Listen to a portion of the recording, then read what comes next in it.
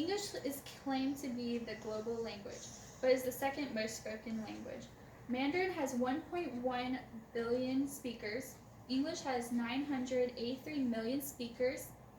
And the third most spoken language is Spanish with 544 million speakers, followed by Bengali speakers with 527 million.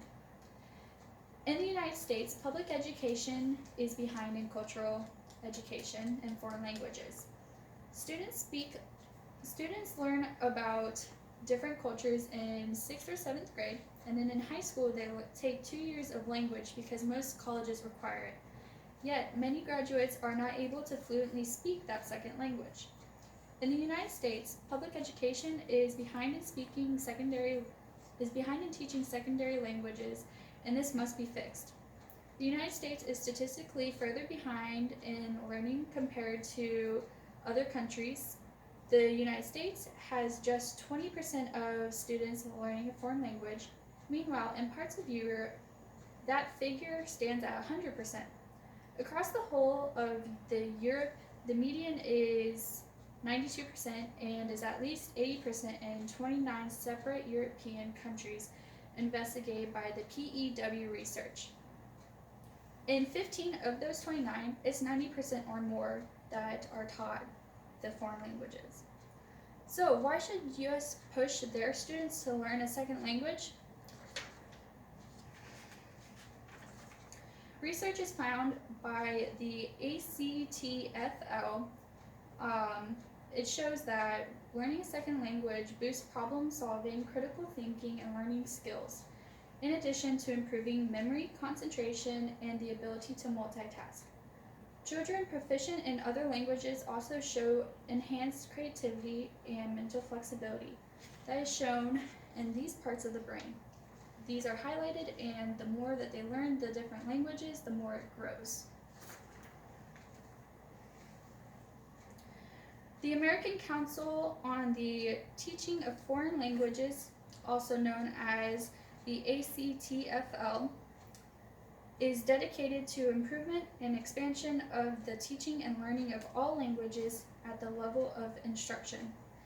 ACTFL is an individual membership organization of more than 12,500 language educators, students, and administrators.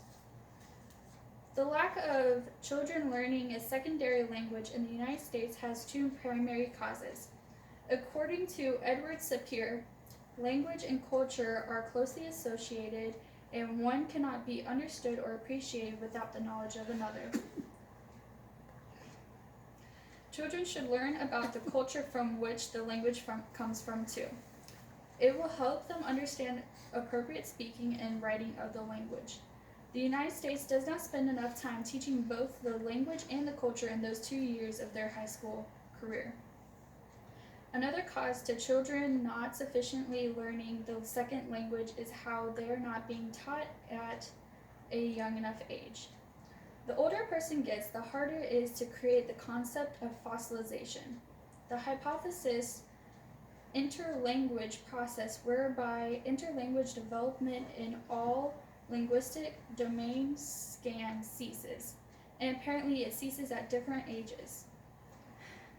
If children are taught a second language at a younger age, they will become more successful at the fossilization of the language. The lack of